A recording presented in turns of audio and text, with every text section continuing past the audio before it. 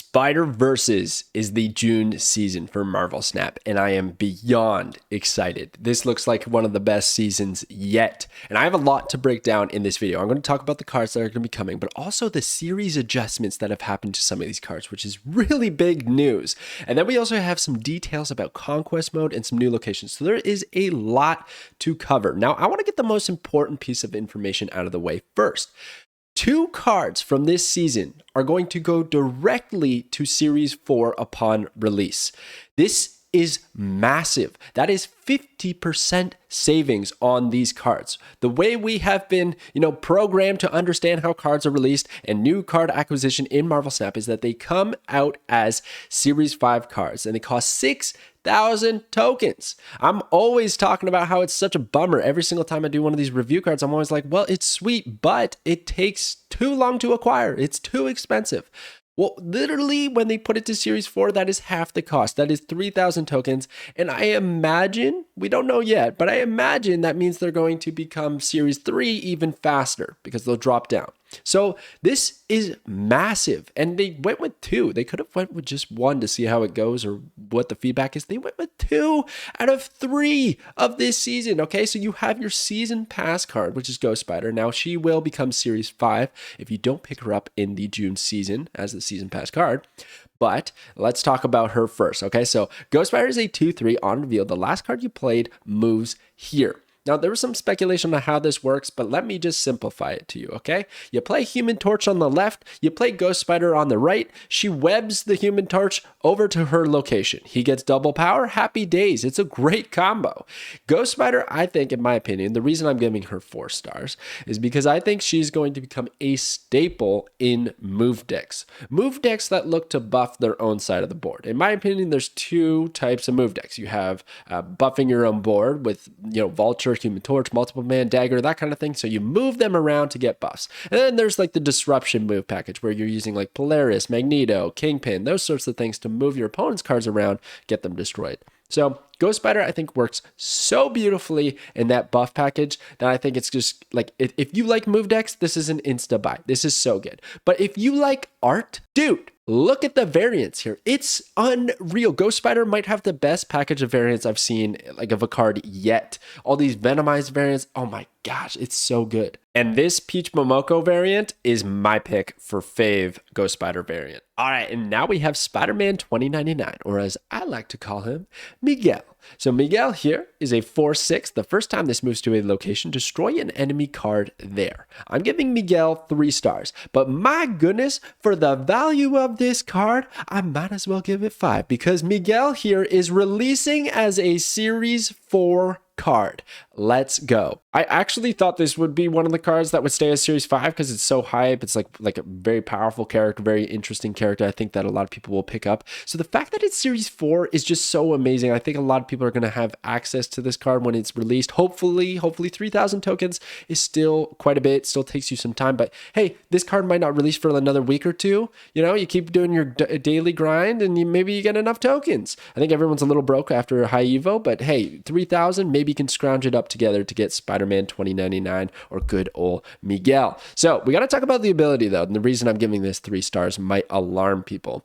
The reason I'm giving it 3, okay, be very clear about this, is because of the text that says the first time. My current interpretation of this, and based on the video that I saw from the devs, is that this only destroys 1 card. Even if you move it multiple times, it's going to basically spend its ability after the first time it's moved, destroy something, and then that's it. I don't know why it says to a location. That confuses me because my brain goes, well, then I can move it to the other location it hasn't been to yet and destroy something there. So basically you play Miguel at one location, you move him to another one, destroy, and then you move him to the last remaining location he hasn't been to yet and destroys another card. That's 2 destroys. Fantastic value. Maybe a little hard to pull off, but I mean, you play Iron Fist, right, on turn 3, Spider-Man 2099 on turn 4, and then you on turn 5 or 6 or whatever you're going to do, you play another move card, like, I don't know, Doctor Strange, Heimdall, anything like that. So, like, there could be a crazy amount of potential, a lot of disruption if he can move twice and destroy things. And even then, that's not all that good because there's often the problem with move decks. If you've played a lot of move, the problem is that the locations become restrictive and then you're kind of stuck. So even if he could move twice and destroy two things, maybe he wouldn't even be able to just because of the way the locations are established, like Fist Tower, for instance. My goodness. So another thing is that this gets countered by like Armor Professor X and the typical, destroy package counter. So you got to kind of be aware of that. But overall, this could be really, really good. You destroy one card, it has 2 power, you're looking at a 4/8 basically in value. You do have conditions that you have to meet, but it also can't be countered, right? So you do have to find a way to move it, but Spider-Man 2099 himself can't be Enchantress, can't be Cosmode. These things can't really happen to this card. It can also get discounted with Zabu, so maybe that's a combination, right? Because you have a 3/6 that you can move and destroy things, and that's really good. The other thing, the reason that I'm giving this 3 right now, is if it does only destroy one thing, and that's like a squirrel, like you're destroying a squirrel, then it's like, that's not all that great. Sometimes that squirrel is there to take up a spot at your opponent's location. Now you destroyed it, opening up a spot for the later turn that they can then play there. Maybe the best way to do this is just set up Miguel at a location, leave him be, and play Heimdall. Because sometimes you don't have enough power at the Heimdall movements, the cards all move and then you don't have enough power at one of those locations. Well, at least, you'll guaranteed destroy a card and then they only have 3 there, and that might be enough of a swing. So don't get me wrong, I see the value in this card. I can see it. I love destroy, I love move. This card, I can't wait. I'm picking this up instantly, guarantee it. I want to give it 4 stars. I want to give it 5 stars. I would not give it lower than 3 with its current text. I just don't understand the text enough. I haven't seen gameplay enough. I haven't had confirmations from the devs enough to give it a higher star rating. But if it does destroy 2 things, boom, we're going up to 4 or 5, baby. That's easy decision for me. All right, and then we have Silk. So Silk is a 2/5. After any card is played here, this moves to another location. I'm giving Silk 2 stars. Also, what's a bummer about Silk is that she's a Series 5 release. So obviously that's normal. That's normally how it is. But I'm kind of shocked that they chose this to be the card that stays at Series 5 compared to the other ones that are coming out. But I'm okay with it because I think it's the weakest card. It's not too bad. 2/5 stat line is pretty attractive. That's a pretty good stat line. We look at like Lizard, for instance, right? Who has a negative ongoing effect to kind of offset his stat line. Well, Silk is just going to move around, and that could be good. You could have Kraven, right, out on the field and getting those buffs if Silk happens to move there once or twice. But the problem that I see with this card is that you don't necessarily have control over when it moves. And if you end up filling a location because Silk accidentally slipped in there because your opponent played a card, well, then you're kind of position locked at that location, and then your opponent can just find a way to beat it. And then if they have the last say at playing at that location, it'll move Silk away, which will lose you that 5 power. Maybe it helps because it goes somewhere else, but I don't know. I feel like this is going to end up being a little bit clunkier, a little bit more difficult to manage than Titania, actually. Titania, you can kind of calculate, like if your opponent plays a card here, they're kind of screwed because it's going to lock them up with Titania. Then I have the control of getting her back on my side. Silk's always going to be on your side, but she's going to be all over the place. Maybe ends up at a location that you care about. Or she ends up a location that you couldn't otherwise play, like Sanctum Sanctorum. She gets moved over there. That's great. You're happy about it.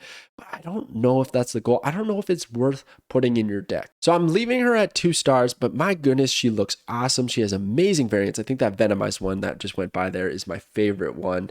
And then maybe there's synergies with Miles Morales. Hey, it's an easy move. And then Miles Morales is a 1/5, and that's a pretty sweet combo. You got 2/5 and a 1/5. That's awesome. Kitty Pryde, to just keep moving her on repeat for very cheap and getting buffs from Kitty Pryde. That seemed pretty nice to me. But otherwise, there's not too many synergies here. There's not really enough cards, in my opinion, in Marvel Snap that have enough benefit when other cards are moved. The main one that I'm always drawn back to is Kraven. He gets all those buffs, right? So I would like to see a few more like the Kraven, the Spider-Man Miles Morales. And then maybe Silk becomes really, really good and ultimately not bad. A 2/5 style line is not 1 star worthy, but I'm giving her 2. She's probably a pass for me on this season, but that's okay because she costs the most. Because last up here we have Spider-Ham. a Series 4 released card. Let's go. I'm pretty excited about this one as well. I have kind of changed my mind. I started off, thinking that this card might not be so great. But then after thinking about it a little bit, yeah, it seems pretty decent. I still could have gave it 3 stars. We're going to get into it in a second here. So Spider-Ham is a 1/1. On reveal, transform the highest cost card in your opponent's hand into a pig. If you didn't see earlier, a pig is a token card that keeps the power and cost of whatever that card was, right? So let's say it was Infinite. Okay, I'm going to give the bad example first, but let's say it was Infinite. Well, then the pig is a 6/20 without Infinite's text. So it can be played on whenever. You don't have to pass a previous turn to play that giant pig, that 20 power pig. Now, obviously, you don't want to pig your opponent's Infinite because that's really good for them. What you do want to pig, though, is their big turn 6 play, like whether it's like Arnim Zola or Heimdall in those Moon decks, or Sarah, a lot of those Sarah decks running around with no other 5-cost cards. Boom, you get that one. That could be pretty nice. What if, okay, you bounce Spider-Ham. Now, I didn't even put that as a synergistic card because I think overall that's going to be a little bit clunky, because if you bounce Spider-Ham and play it again, it can hit the same card. So if the card is, the pig is still the biggest card in their hand, you're just going to make it pig squared, and that does nothing. But if your opponent's playing a Mr. Negative deck and then all their hand is 0 cost, or it's all the same cost or cheap or whatever, well, Spider-Ham's going to still just like pick those at random and just go bam, bam, bam, bam, and make a bunch of pigs, and that'd be really funny. There's all kinds of ways that this can get value, but here is what I think is a bit of a problem with Spider-Ham, and that is, in a lot of scenarios, you might not actually see the value that you got. So similar to Iceman, it's kind of regarded as one of the better 1-drops in the game, but you never actually know what you hit until your opponent plays it, and you go, oh, that's what I made more expensive. That must have really hurt my opponent's game plan. Or they retreat because they got iced too hard. Well, Spider-Ham kind of has the similar effect where you're going to hit them with a pig, but maybe it's not so bad for them and they stick in it, or maybe it even helped them. Maybe they're running Red Skull, Infinite, like I said. There's very few times that this could backfire, but it can. It can backfire. And then you are also putting a 1-drop in your deck of 12 cards that only has 1 power. So that's as far as it's going to get you. But the value, the disruption value, I think is there. I think it's going to be pretty nasty. It has a great animation. Definitely check it out in the link in the description. Amazing variants too. We got the Dan Hip one, the Venomized one. I think my favorite though is this one right here, the Peter Porker. My gosh, that is such a great variant. Oh my goodness, I love it. All right, and then we got some locations that are going to be coming out this month, which is pretty exciting. Every 2 weeks, right? These come out. I think these are really good ones, really healthy ones to be in the game. So you have Aunt May's. The first card you play here gets +3 power and moves. That's pretty cool because it's a one-time effect, so you can choose which card you want to get buffed, and then it can move, which has move synergies possibly if you're running a move deck. So pretty nice for those, but otherwise you just get +3 power on a card of your choosing, essentially. And then it's expended its ability, and then it's just a vanilla location. So I think that's great. That gets 5 stars from me. And then you got the Great Web. After each turn, move 1 card to the web for a random player. That is interesting too, because if you do choose not to play at the Great Web, well, it's going to fill that location for you by pulling cards each turn. But also, if you choose to play there, then you'll prevent any of the cards that you don't want moved over there to be moved there, right? So you could just end up choosing to play there instead. You got to watch out for filling that location a little bit too quick, because your opponent might have the advantage of knowing how much power your maximum amount of power is at that location. I thought that's really cool. That also has some pretty wild synergies, maybe with like multiple man, like constantly getting pulled over and getting a bunch of them, and then Doctor Strange elsewhere. Like that, I think, is what I'm going to try right off the hop. But overall, I think these are 2 fantastic locations, which are very, very much needed, because we've had some pretty restricting locations lately, which they have said they're going to kind of back off of. So I'm here for it. I love these. All right, and lastly for me is some Conquest mode details. Now, I'm really fired up about this mode. It looks very exciting to me. It looks refreshing, something different, which I'm kind of craving. I'm a little over ladder. Like I don't have that grind in me to get to infinite every season. I don't feel it. So I want this Conquest mode. It looks pretty fun. So here it is. So it's going to be coming next patch. So it's not at the beginning of the season. They're going to talk about it more, I'm sure, but it's going to be the next patch, which typically is the third week of every month, which would land on June 19th, the third Tuesday of every month. So hopefully it's June 19th. We will see. Hopefully it's not too buggy. We'll find out. But here's how it works. And we got some more details. So before we thought there was more tiers in the ranks, but now it's broken down to Proving Grounds, Silver, Gold, Infinite. Okay, so these are your tiers. You start in Proving Grounds. This is free. It's free. It's free to play. That's awesome, actually. I didn't really expect that. But the other tiers are not. So the silver tier is going to cost you 80 gold and 1 silver ticket. How do you acquire 1 silver ticket? Well, you get 1 win in the Proving Grounds, okay? That 1 win will earn you 15 medals. That is the currency that you can use in the shop, which is right above me, which is going to be its own separate shop for Conquest, okay? So that's kind of how Proving Grounds works. Then you got silver. So that, again, it's going to cost 80 gold and a silver ticket. If you get 2 wins, you're going to get 370 medals. That's like as much as you can earn, okay? Your maximum from what I understand. And that will get you a ticket into gold. Gold is going to cost 200 to enter. And if you get 3 wins with your ticket in gold, then you're going to get 370 medals, which I didn't change the name there. My bad. It says gold, but you're going to get 370 medals. And then you're going to go get a ticket to go to Infinite. Now, Infinite only starts, I believe, at the last or the second last week of the month. So it's kind of like time gated, which seems really weird to me. So I guess the idea is that you try to play as much as you can in Proving Ground Silver and Gold, acquire a lot of Infinite tickets so that when that week opens up where you can play in the Infinite Conquest mode, you're going to try and string together 5 wins in that mode, which will get you 1,300 medals approximately, but also in an Infinite avatar, depending on which one you're rocking.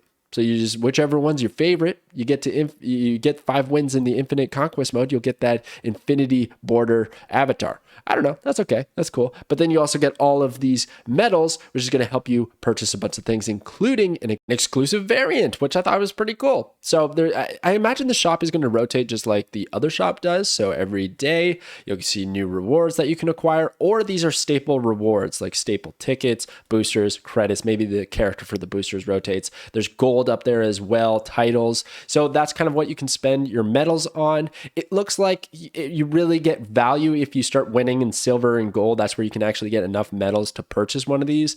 But it's nice to have an alternate method of acquiring the in-game currencies to then kind of translate that to getting new cards a little bit faster.